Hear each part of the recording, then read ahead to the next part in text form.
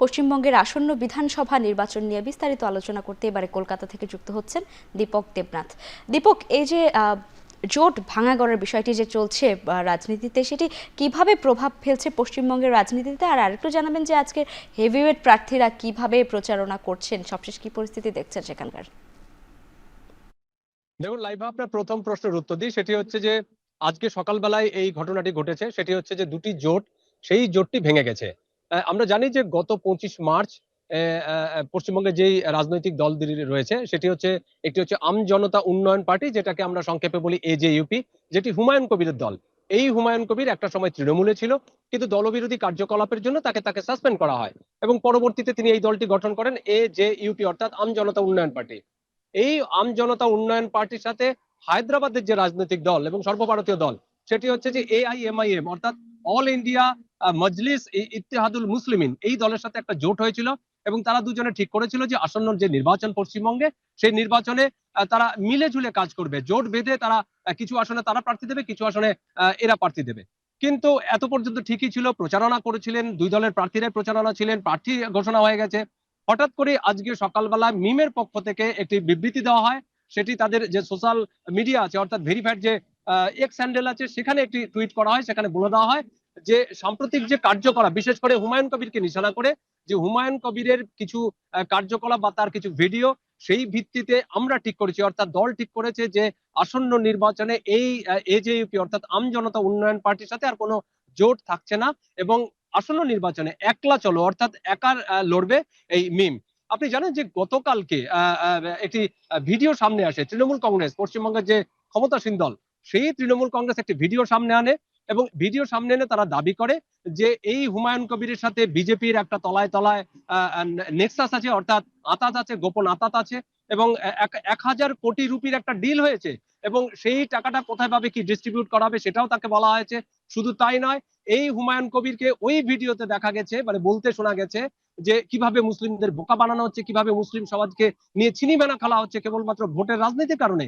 এবং এই বিষয়টি যখন সামনে আসে, তখনই কিন্তু একটা রাজনীতিতে আমরা দেখেছি যে গতকাল থেকে তোলপাড় পড়ে গেছে এবং আজকে সকাল সকাল হতেই আমরা সকালবেলায় দেখলাম যে মিমের তরফ থেকে এরকম একটি বিবৃতি এবং জোট ছাড়ার সম্ভাবনা। এবং এই জোট ছাড়ার সাথে সাথে রাজনৈতিক বিশ্লেষণ যারা আছে, যারা রাজনীতি বোঝেন, তারা যেটি বলছেন যে এতে একটা প্রভাব পড়তে পারে। কিরকম প্রভাব? সেটি হচ্ছে যে যেহেতু এই মুসলিম সমাজ যে ভোটের একটা বিশাল অংশ, অন্তত বেশ কিছু জায়গা, রাজ্যের বেশ কিছু জায়গা অন্তত 100টি সিট আছে, আসন আছে, যেখানে মুসলিম অধ্যুষিত। এরা কিন্তু বরাবরই একটা সময় এরা বামেদের ভোট দিত, তাদের ক্ষমতা দিয়ে বামেরা ক্ষমতায় এসেছিল এবং এই বামকে ইয়ে করে, মানে এই বামেদের থেকে আস্তে আস্তে এই মুসলিম ভোটটা তৃণমূলের পক্ষে চলে আসে এবং বর্তমানে তারা তৃণমূলের একটা বড় ভোট ব্যাংক এই মুসলিম ভোট। কিন্তু হঠাৎ করে এই যে আমজনতা উন্নয়ন পার্টি এবং মিম, এদের যে এই যে গাঁটছড়া বা জোট, এই জোটের ফলে কিন্তু এই মুসলিম ভোটগুলো কিন্তু ওদের দিকে একটা চলে যাওয়ার একটা প্রবল সম্ভাবনা ছিল এবং সেই কারণে তৃণমূলও কিন্তু একটা আশঙ্কায় ছিল যে তাদের যে ভোট ব্যাংক, যে মুসলিম ভোট ব্যাংক, সেটা হয়তো বিভক্ত হয়ে যেতে পারে। সেটা কিন্তু তাদের তরফ থেকে মানে সেই যে ভোট ব্যাংক, সেটা তৃণমূলের তরফ থেকে তাদের দিকে চলে যেতে পারে, অর্থাৎ সেই জোটের দিকে। কিন্তু আজকে সকালবেলা এই জোট বাঁধার যে ঘোষণা দেওয়া আছে, তাতে কিন্তু মুসলিম সমাজ বা মুসলিম ভোটার যারা আছে, তারা কিন্তু দ্বিধা বিভক্ত।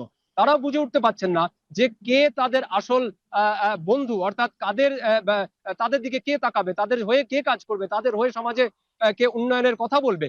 এইটি কিন্তু তারাও দ্বিধায় রয়েছে। কিন্তু রাজনৈতিক বিশ্লেষকরা মনে করছেন যে হয়তো তারা খুব তাড়াতাড়ি একটা সিদ্ধান্ত নেবেন, কিন্তু এই মুহূর্তে খুব দ্বিধাবন্ধ। কিন্তু এটি ভোট একটা প্রভাব ফেলতে পারে। এই যে মুসলিম ভোট যারা তৃণমূলের ছিল, তারা আবার তৃণমূলে ফিরে আসতে পারে, এরকম একটা সম্ভাবনা দেখা দিচ্ছে। কিংবা যদি এই যে ভিডিওটি যেটি হয়েছে সেটি যদি মিথ্যে হয়, ভুয়ো হয়, তবে কিন্তু তারা আবার আমজনতা উন্নয়ন পার্টি অর্থাৎ হুমায়ুন কবির তার দলের দিকেও থাকতে পারে। আবার কিছু মুসলিম সমাজ আছে বা ভোট আছে যেটা এমআই এর অর্থাৎ মিমের পক্ষ থেকেও যেতে পারে। সুতরাং এখনো পর্যন্ত একটা কনফিউশন আছে যে এই মুসলিম সমাজ কাদেরকে ভোট দেবে। আর আপনি যেটা বলছিলেন যে নির্বাচনের যে প্রচারণা, সেটা কিন্তু আজকেও বেশ কয়েকটি নির্বাচনী আছেন এবং প্রত্যেকটি রাজনৈতিক দলই কিন্তু একে অপরকে নিশানা করে এই নির্বাচনী প্রচারণা অংশ নিচ্ছেন। এই ছিল আমার কাছে সর্বশেষ রাজনীতির যে খবর সেটি। দীপক, ধন্যবাদ আপনাকে। দর্শক, পশ্চিমবঙ্গের আসন্ন বিধানসভা নির্বাচন নিয়ে বিস্তারিত আলোচনা করতে এতক্ষণ কলকাতা থেকে যুক্ত ছিলেন দীপক দেবনাথ।